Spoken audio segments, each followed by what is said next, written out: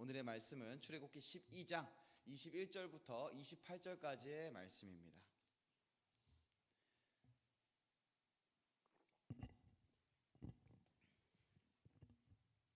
출애굽기 12장 21절부터 28절까지의 말씀입니다. 여러분들 말씀이 좀 길어서 한 절씩 읽을게요. 제가 한 절 읽고 여러분들 한 절 읽고. 모세가 이스라엘 모든 장로를 불러서 그들에게 이르되 너희는 나가서 너희의 가족대로 어린 양을 택하여 유월절 양으로 잡고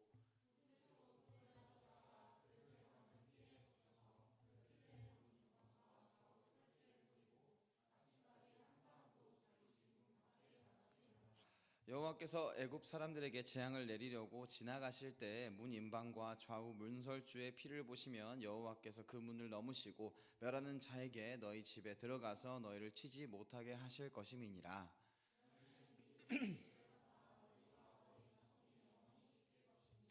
너희는 여호와께서 허락하신 대로 너희에게 주시는 땅에 이를 때에 이 예식을 지킬 것이라.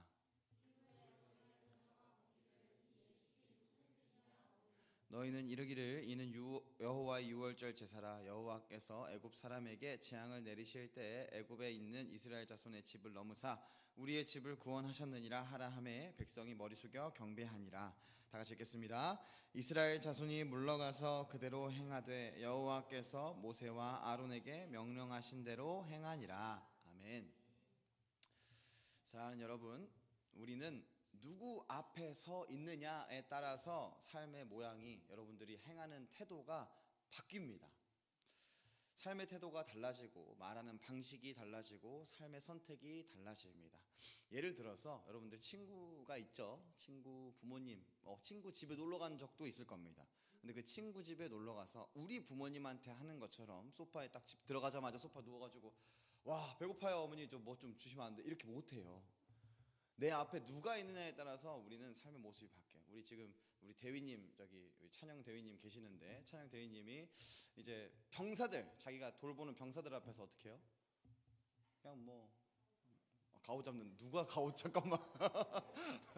근데 봐봐요, 자기보다 높은 급, 그러니까 계급으로 높은 사람들 앞에서 가오 잡을 수 있어요? 큰일 나요. 잘려요. 그러면 여러분들, 우리는 내 앞에 혹은 내 옆에 누가 있느냐에 따라서 삶의 모습이 좀 바뀝니다. 다르게 행동을 해야 돼요. 여기 옆에, 왜냐하면 이 사람이 나를 보고 있을 거기 때문이죠. 오늘의 말씀에서는 우리는 하나님 앞에 살아가는 그리스도인이다라는 것에 대해서 살펴보려고 합니다. 여러분들, 하나님께서 언제나 우리와 함께 하신다는 말은, 하나님께서 우리의 삶을 인도하고 계신다는 말은 우리 옆에 상주하고 계신다는 거예요. 우리를 항상 지켜보고 계신다는 거예요. 근데 여러분들, 우리는 그 항상 옆에 계시는 하나님 앞에서 살아가고 있습니까? 수진이 오늘 이번 한 주 내내 살아가는 동안에 하나님 언제나 내 옆에 계시지 하면서 살아갔어요? 쉽지 않습니다. 여러분들, 우리는 보통 세상 앞에서 살아갈 때가 많이 있습니다. 그래서 오늘 말씀 가운데 우리는 한번 살펴보려고 합니다. 우리가 살아가는 삶이 사람 앞인지 세상 앞인지 혹은 하나님 앞인지를 한번 살펴보려고 합니다. 여러분들, 출애굽기의 대표적인 사건이라고 한다면 애굽의 10재앙이 있습니다. 10가지 재앙이 애굽에 임하는 건데요, 하나님께서 모세를 사용하셔서 애굽을 10가지 재앙으로 심판하신 사건입니다. 그 가운데 이 10번째 재앙인 유월절 사건은 단순히 죽음이 넘어간 사건이 아닙니다. 하나님이 나 너네 모두 다 죽일 수 있어, 나 힘이 넘쳐나, 이런 것만을 드러내는 사건이 아닙니다. 하나님께서 이스라엘 백성에게 너희는 이제 애굽 앞에서 살아가는 삶이 아니라, 사는 자들이 아니라 나 여호와 앞에서 살아가는 자들이다라는 것을 드러낸, 선언한 사건입니다. 하나님께서 그저 이제 어떠한 관념으로만 계시는 존재가 아니라 정말로 내가 이렇게 역사하고 있어, 나 살아있어, 하나님이 살아서 역사해서 너네가 이렇게 행동할 때 내가 너희를 구원할 거야를 드러내시는 사건입니다. 애굽의 10재앙은 애굽에 사는 모든 자들에게 너희들이 의지하던 그 모든 것들을 쳐버리시고 나만이 유일한 하나님이다라고 하는 그러한 사건입니다. 애굽에는 여러 가지 신들이 있어요. 나일강, 태양, 가축, 권세, 왕권 등등을 대표하는 어떠한 신격화되어 있는 그 신들이 있습니다. 사람들의 삶을 좌지우지하는 것 같이 강력한 힘을 가지고 있는 것처럼 보이는 그 신들이 있었어요. 예를 들어 이제 농업 시대잖아요. 그러면 이제 비를 내리는 신, 햇볕을 하게 하는 신, 뭐 어떤 곤충을 다스리는 신, 이렇게 역병을 주관하는 신, 이렇게 삶을 좀 좌지우지할 것 같은 여러 가지 항목 가운데 다들 신이 있었습니다. 하나님께서는 이 열재앙을 가지고 이 애굽의 우상들을 하나씩 치신 거예요. 너네가 이것이 힘이 있어 보이지? 아니야. 이것은 하나님의 능력 가운데 하나님께서 좌지우지할 수 있는 거야를 드러내시는 겁니다. 그리고 마지막 이 10번째 재앙은요, 애굽의 절대 권력이에요. 그리고 애굽의 왕 바로는 신의 아들입니다. 태양신 라의 아들이라 불리는 바로의 장자가 죽게 되는 사건입니다. 애굽에 있는 이 이집트에 있는 모든 신들은 하나도 제대로 된 신이 없다라는 것을 드러내는 사건이에요. 오직 여호와 하나님만이 참 하나님이시다라는 사실을 드러내는 하나님의 역사하심입니다. 생명도 권세도 어떠한 미래도 삶의 여러 가지 환경도 애굽의 유명하고 힘이 있어 보이는 여러 신들이 주관하는 것이 아니라 여러 가지 지금 뭐 그 애굽의 당시에도 굉장한 뭐 과학 기술 같은 그런 것처럼 보였을 거예요. 왜냐하면 이 당시에는 마술과 주술들이 있었어요. 이 모세가 애굽 왕 바로 앞에 가가지고 지팡이를 뱀으로 바꾸는 거 애굽의 주술사도 할 수 있었어요. 어떤 능력을 할 수 있는지 정확하게 모르지만 그들도 할 수 있는 것처럼 보이는 능력들이었습니다. 그러나 그러한 모든 힘과 권세는 하나님께 속해 있다라고 선언하시는 겁니다. 그들이 하는 것은 속임수일 뿐이고 진정한 힘은 하나님께 있다를 드러내는 거예요. 근데 중요한 사실이 있습니다. 이것을 누가 봤습니까? 애굽 사람들만 보지 않았습니다. 이스라엘 백성도 함께 보았습니다. 그들이 피해를 당하지 않았다 뿐이지 애굽 민족들이 피해를 당하고 있는 것을 하나님이 얼마나 능력이 있는지를 보고 있었어요. 실제로 경험한 거예요. 하나님께서는 애굽에만 선포하시는 것이 아니라 이스라엘 백성에게 하나님의 놀라우신 능력을, 그리고 그 놀라우신 능력보다 가장 중요한 하나님이 살아계신다고 하는 그것을 선언하시는 겁니다. 그저 마술적인 어떠한 능력이 아니라 하나님께서 실제로 살아서 움직이고 계신다, 사역하고 계신다를 드러낸 사건이었습니다. 그래서 그들이 믿고 의지해야 할 존재가 어떠한 분이신지를 드러내고 있는 겁니다. 이스라엘도 애굽과 마찬가지로 하나님으로부터 선택받은 민족이지 원래부터 괜찮은 의로운 민족이 아닙니다. 애굽이랑 실상 다를 게 없어요. 그들도 죄인이었습니다. 하나님 앞에서 거룩하다 할 수 없었습니다. 거기에 더해서 이 애굽에 살면서 이집트에 살면서 그들과 똑같이 되었을 거예요. 이들이 그 농사 시기에 이제 비료를 뭘 쓰는지, 어느 때 어떻게 하는지, 자, 이 시간쯤에는 이렇게 뭐 재물을 또 바쳐야 되고, 우리가 한국인들도 살아가다 보면 그런 것들이 있어요. 이제 미신인데 그냥 믿고 하는 것들, 그런 것처럼 이스라엘 민족들에게도 그러한 미신들, 이 애굽 신들을 인정하기 때문에 하는 행동들을 그냥 하고 있었던 거예요. 이스라엘 백성 자체도 온전히 하나님만 의지하기보다는 그 이집트 여러 신들을 나는 믿지는 않아, 근데 믿는 것처럼 행동은 해 하는 것처럼 이집트의 삶의 방식을 받아들이는 경우들이 종종 있었습니다. 여러분들, 이게 우리의 모습과 비슷하지는 않습니까? 그리스도인들 가운데도 하나님을 믿으면 일단 삶이 잘 풀릴 것을 먼저 기대하는 사람들이 많이 있습니다. 여러분들, 이게 세상과 다르지 않아요. 세상도 여러 가지 신들을 믿어요. 자기 자신조차 다른 신들 안 믿으면 자기 자신을 신처럼 해서 믿어요. 그리고 그 신들에게 자신의 삶이 잘 되기를 바라요. 세상적으로 형통하고 안정되고 인정받는 삶을 기대합니다. 그래서 잘 풀리지 않는 것 같으면 어느 순간 애굽 사람들이 여러 신을 섬겼던 것처럼 세상에 여러 가지 것들을 의지합니다. 나로 안 되면 이제 다른 걸 의지해요. 뭐 돈을 의지하든지 관계를 의지하든지 뭐 어떠한 기술을 의지하든지 과학을 의지할 수도 있습니다. 세상에 여러 가지 것들을 의지하면서 나 하나님 믿고 살아가고 있어. 하지만 성공도 붙들고 안전도 붙들려고 합니다. 내가 할 수 있는 것처럼. 하나님께서 성경 안에서 좀 두드러지게 드러나는 특징 중에 하나는 질투하시는 하나님이시거든요. 나 외에 다른 신을 절대로 섬기는 걸 절대로 허락하지 않으시는 하나님입니다.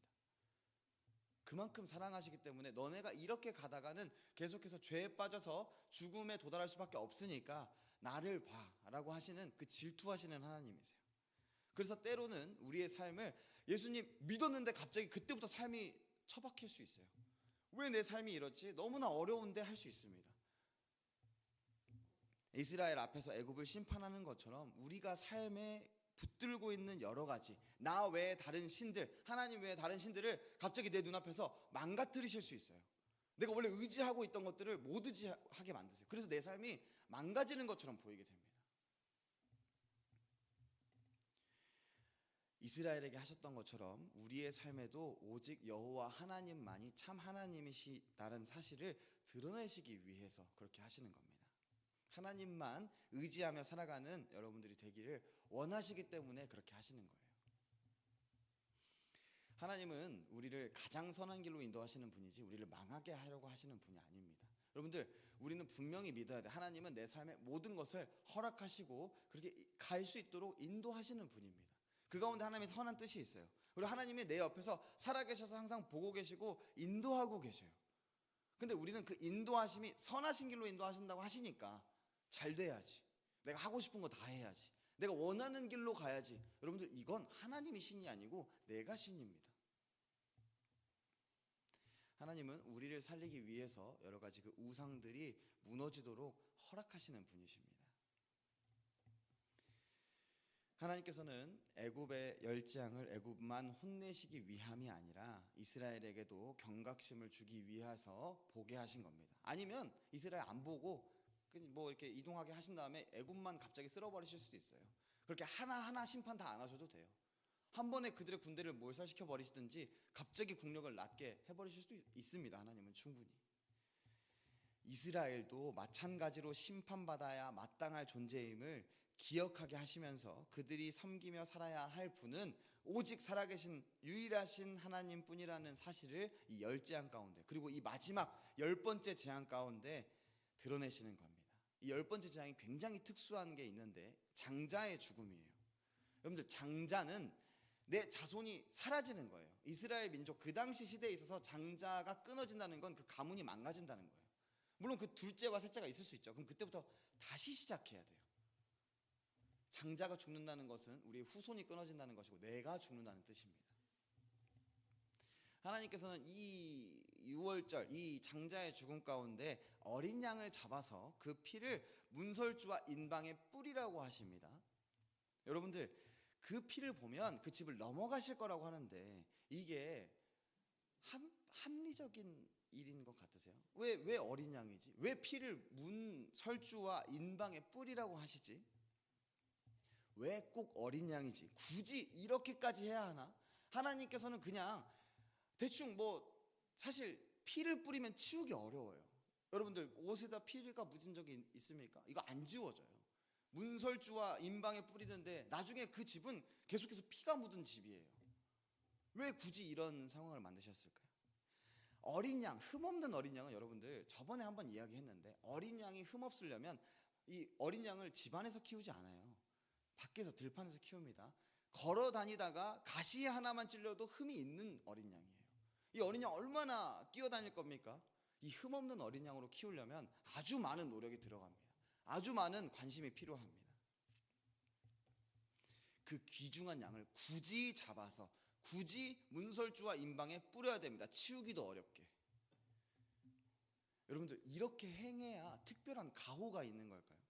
여러분들, 이러한 행위를 해야 이들이 넘어갈 수 있다, 죽음에서 넘어갈 수 있다를 드러내시기 위함일까요? 앞으로 여러 가지 내가 죽음을 당할 여러 가지 위험이 있으면 이 어린 양을 잡아가지고 문설주에 뿌리고, 그게 아닙니다. 여러분, 여기서 드러내는 건 하나님께서 어떻게 말씀하시는지, 그리고 그 말씀이 이해되지 않고 합리적이지 않아 보여도 그 말씀하신 것의 순종함이 하나님께서 여기서 드러내고자 하시는 것입니다. 이스라엘 민족이 살아가는 애굽에는 여러 가지 마술과 주술들이 있었어요. 그래서 모세가 요청하는 이게 마술과 주술처럼 여겨질 수도 있습니다. 이스라엘 사람들은 이것은 어떠한 마술과 주술적인 의식이겠지 생각할 수도 있습니다. 그러나 여러분들, 피 자체의 능력이 있는 게 아닙니다. 피를 바른 행위가 그들을 살린 게 아니에요. 그들을 살린 것은, 그들을 구원하신 것은 말씀하신 하나님이 정말로 살아계셔서 그 살아계셔서 역사하신다는 것을 믿는다는 사실입니다.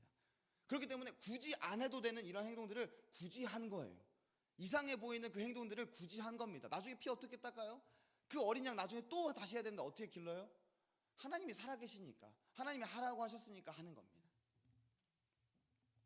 하나님이 명령을 이렇게 하지 않고 조금 더 쉽게 바꾸셨으면 하나님 구원 안 하셨을까요?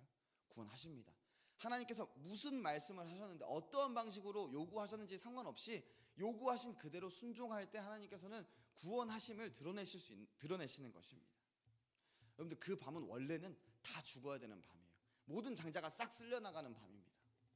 누구도 안전할 수 없었습니다. 그러나 말씀을 신뢰하고 순종한 자들에게만 구원이 임했습니다. 유월절의 본질은 하나님의 말씀을 믿음으로 구원받는 것을 드러내는 것이 유월절의 본질입니다. 신약에서 사도 바울은 이렇게 이야기합니다. 고린도전서 5장 7절 말씀 한번 찾아볼게요. 고린도전서 5장 7절 말씀입니다.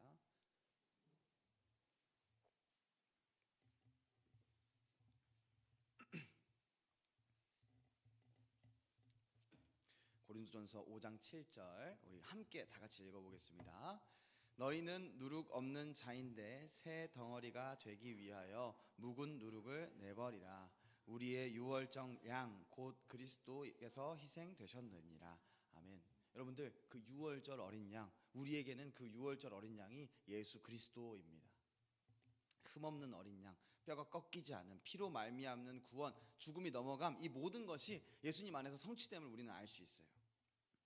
여러분들, 죄로 인해서 원래는 그 유월절의 시기에 죽어야 될 게 누굽니까? 우리들이에요. 원래는 죄 때문에 죽어야 됩니다. 그러나 예수 그리스도께서 십자가에 달리심으로 우리는 그 죽음이 넘어갔습니다.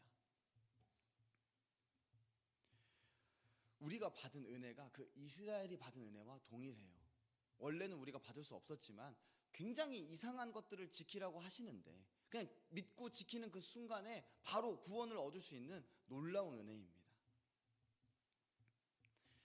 우리가 말씀을 지키며 살아가야 한다라고 하는 이유가 바로 여기 있습니다. 여러분들, 앞서 말했던 것처럼 이스라엘에게 하신 명령이 달랐더라도 이스라엘은 하나님의 말씀에 순종할 때 구원을 받았을 것입니다. 어떠한 명령이든 상관없습니다. 그 하나님이 명령하신 그대로 순종할 때 구원이 임합니다. 우리도 마찬가지입니다. 여러분들, 우리가 하나님을 믿는다, 예수님을 믿는다고 할 때 우리는 어떤 하나님을 믿습니까? 하나님께서 여러분들의 삶에 예수님을 믿었어요. 그럼 갑자기 여러분들 눈앞에 열장이 임할 수 있어요. 갑자기 괜찮다고 생각했던, 믿고 의지했던 여러 가지 것들이 망가집니다. 갑자기. 그 가운데 여러분들에게 드러내고자 하시는 게 무엇이에요? 하나님은 살아서 여러분들의 삶을 온전히 주관하시고 이 모든 것들은 여러분들이 의지할 게 아니라 오로지 하나님만 의지해야 된다라고 하는 것입니다. 여러분들, 예수님, 하나님을 믿는다. 그럼 우리는 어떻게 살아가야 하는가? 사실 말씀이 이해가 안 될 때가 많아요. 갑자기 목사님들이 앞에서 설교하시는 분들이 혹은 이제 1대1로 면담을 할 때 갑자기 여러분들에게 요청하는 것 혹은 요구하는 것들이 있습니다. 그것에 무조건적으로 따르라가 아니라 여러분들 그 가운데 기도해 보세요. 그리고 그게 찔림이 있으면 여러분들 이해는 안 되고 왜 굳이 이렇게까지 해야 되지? 나 힘들고 어려워 죽겠는데. 여러분들, 하나님이 원하신다고 하면 하셔야 돼요. 저 여러분들에게 막 그렇게 힘들고 어려운 거 요구하려고 이렇게 얘기하는 거 아닙니다. 목사들만이 아니더라도 여러분들 주변에, 제가 항상 사랑을 이야기하죠. 여러분들, 사실 사랑하는 거 진짜 어려워요. 여러분들이 서로를 이해한다면 얼마나 이해하겠어요. 우린 이해 못합니다. 이해 못해도 하나님은 굳이 사랑하라고 하세요. 그 가운데 하나님의 살아계신 뜻이 있기 때문입니다. 여러분들, 우리는 그 가운데 이해가 되지 않더라도 조금 어려워도 노력해 보는 겁니다. 해내라는 것이 아니라 노력해 보는 거예요. 이것이 하나님의 명령이자 우리를 살리시기 위한 은혜이기 때문입니다. 우리가 살아날 수 있는 것은, 우리가 영생을 누릴 수 있는 것은 다른 어떠한 방식과 어떠한 것들이 아니라 하나님을 믿을 때 우리는 구원을 얻습니다. 여러분들, 우리가 은혜를 생각할 때 여기서 머물면 안 됩니다. 우리가 제목에 6월절 말고 그 뒤에 뭐가 단어가 적혀 있어요. 한번 같이 읽어볼까요? 시작. 예, 맞습니다. 코람데오. 여러분들, 코람데오가 무슨 뜻인지 알아요? 라틴어입니다. 라틴어로 하나님 앞에서라고 하는 말입니다. 여러분들, 6월절에서 하나님께서 실제로 움직이셨어요. 내가 지나갈 때라고 하십니다. 하나님이 살아계시는 걸 드러내시는 거예요. 그 가운데 우리는 하나님이 말씀하신다는 것을 그냥 어떠한 관념적으로가 아니라 정말로 살아계셔서 내 삶에서 언제나 역사하고 계시는구나를 기억해야 합니다. 여러분들, 이 6월절의 그 활동, 6월절의 어떠한 이 행사를 6월절에서 해야 되는 이 예식을 이스라엘 민족, 그 애굽의 시대에 있었던 이스라엘 민족만 한 게 아니고 계속해서 해요. 사실 그 이후의 사람들은 이 위협이 닥치지도 않았어요. 애굽에 살지도 않습니다. 근데 왜 이걸 왜 하는 겁니까? 말씀에서 뭐라고 이야기? 한번 찾아보세요. 뭐라고 이야기합니까? 뭐라고 얘기해도 지훈아?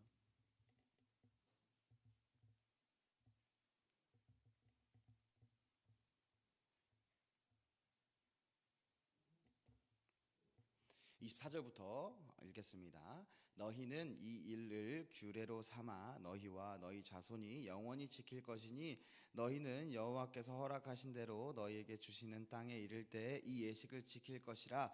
이후에 너희의 자녀가 묻기를 이 예식이 무슨 뜻이냐 하거든 너희는 이르기를 이는 여호와의 유월절 제사라. 여호와께서 애굽 사람에게 재앙을 내리실 때에 애굽에 있는 이스라엘 자손의 집을 넘으사 우리의 집을 구원하셨느니라 하라 하매 백성이 머리 숙여 경배하니라. 아멘.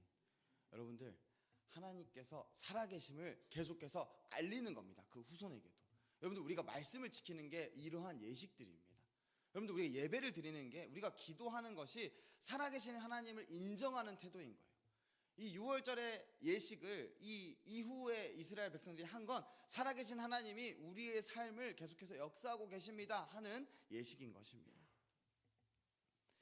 여러분들, 그렇기 때문에 우리는 하나님 앞에서 살아가는 것이 중요합니다. 예수님을 믿는 자들, 하나님을 믿는 자들에게 가장 중요한 것 중에 하나는 내가 내 삶을 그저 혼자서 내 눈앞에 보이는 것 앞에서 살아가는 것이 아니라 언제나 날 지켜보시고 언제나 나의 삶을 인도하고 계시는 하나님 앞에서 살아간다라고 하는 이 코람데오의 자세가 굉장히 중요합니다. 여러분들, 이 코람데오의 삶은 여러분들 예배 시간에만 있는 것이 아닙니다. 여러분들의 일터에서, 학교에서, 여러분들 연애하는 그 순간에도, 면접 보는 자리에도, 사람을 대하는 태도 가운데 나는 하나님 앞에 서 있다라고 하는 그것을 기억하며 말씀을 지키려고 노력하고 이해하지 못할 수도 있지만 그럼에도 삶에 노력하며 살아가는 것이 여러분들 코람데오의 자세입니다. 그렇기 때문에 일반 사람들은 이렇게 안 해요. 여러분들 왜 술 안 마십니까? 성경에 술 마시지 말라고 한 적 없는데. 취하지 말라고 했지. 왜요? 왜 안 마셔요? 마셔요? 마시면 안 되는데. 그리스도인이기 때문에. 이게 이 한국 땅에서 예수님을 믿는 자라는 것을 드러낼 때 굉장히 안 좋아 보이기 때문입니다. 하나님의 그 하나님 나라의 영광을 가릴 수 있기 때문이에요. 그래서 안 먹는 거예요. 담배는 성경에 나오지도 않아요. 왜 담배 피면 안 돼요? 펴요? 그거 피면 안 돼요. 미안해요. 희찬이가 째려봐요. 여러분들, 우리는 코람데오의 삶의 자세를 살아야 합니다. 구원받은 자의 태도입니다. 그것이 내가 누구 앞에서, 어느 존재 앞에서 살아가는 것이 알게된 그러한 삶입니다. 여러분들, 사랑하는 사람 앞에서 우리는 함부로 행동하지 않아요. 우리가 하나님을 사랑한다면 하나님 앞에 함부로 행동할 수 없습니다. 아주 미세한, 아주 사소한 일들 가운데도 하나님 앞에 우리가 사랑하는 사람들이기 때문에 함부로 할 수 없어요. 신호등 빨간불인데 다른 사람 다 건너요. 괜찮아요. 우리는 안 건너요. 하나님 앞에 살아가기 때문에. 성경 말씀에 신호등 빨간불일 때 건너지 마 한 적 없어요.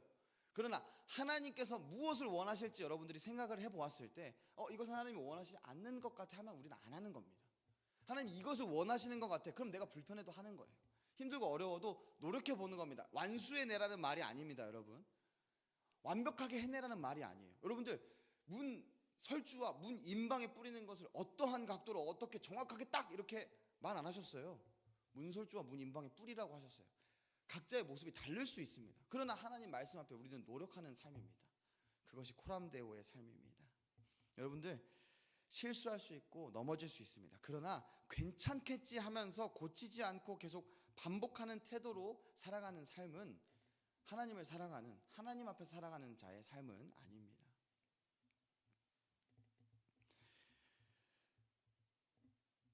사랑하는 여러분, 여러분들 앞에 앞서 얘기했던 것처럼 펼쳐지는 모든 일은 우연이 아닙니다. 여러분들 합격, 뭐 시험 가운데 합격, 뭐 혹은 직장 가운데 합격, 불합격, 뭐 관계의 갈등, 피로함으로 뭐 번아웃이 오고 기쁘고 감사하는 그 모든 순간들까지, 모든 그 순간들 안에 하나님은 살아서 역사하고 계십니다. 그리고 하나님이 여러분들에게 진짜로 원하시는 뜻이 있어요. 이렇게 했으면 좋겠어, 저렇게 했으면 좋겠어, 이건 하지 않았으면 좋겠어, 저건 하지 않았으면 좋겠어.